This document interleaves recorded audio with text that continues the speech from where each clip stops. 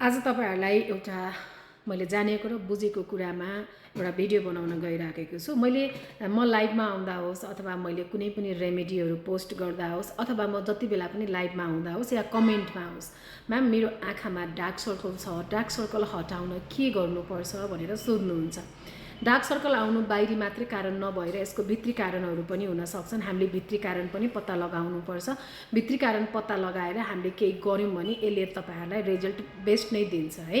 र तपाईको वर्षौं भएर कालो भएको आँखाको डार्क सर्कलहरु एउटा दुईटा रेमेडी लगाउँदैमा र एउटा दुईटा आई क्रीमहरु लगाउँदैमा चाहिँ कम हुँदैन है। यो कुरालाई हजुरले राम्रोसँग बुझ्नुपर्छ। र अर्को कुरा के रहन्छ भने तपाईहरुको भित्री समस्याहरु के छ, तपाईको लाइफस्टाइल कस्तो छ, तपाई एकदमै धेरै टेन्सन लिनुहुन्छ, एकदम तपाईलाई स्ट्रेस छ, तपाई पानी कम खानुहुन्छ, तपाईको आँखामा कालो हुनुको जेनेटिक पनि एउटा चाहिँ हुन सक्छ भने अर्को कुरा तपाईहरुले चाहिँ नि पानी पर्याप्त मात्रामा पिउनु भएको छैन र तपाईहरुले चाहिँ नि आफ्नो निन्द्रा पर्याप्त लिनु भएको छैन, एकदमै धेरै स्ट्रेस लिनुहुन्छ, तपाईको आँखालाई रेस्ट पुगेको छैन, तपाई कम्प्युटरमा एकदम धेरै काम गर्नुहुन्छ र तपाई राति मोबाइल हेरेरै सुत्नुहुन्छ, मोबाइल हेरेरै उठ्नुहुन्छ। कतिपयको बानी कस्तो हुन्छ भने बत्ती सत्ती निमाउने अनि मोबाइललाई यस्तो भित्र राखेर ब्ल्याङ्केट भित्र बसेर मोबाइल हेर्ने बानी हुन्छ। यसले गर्दाखेरि पनि तपाईको आँखामा डार्क सर्कलहरु बढेको हुन सक्छ।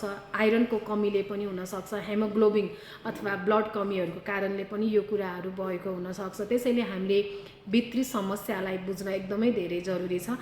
जबसम्म हामीले भित्री समस्यालाई बुझ्दैनौं र एउटै मात्र रिजन यो हुँदैन कि तपाईको चाहिँ बाहिरी कारणले मात्रै तपाईलाई त्यो समस्याहरु भइराखेको छ भनेर।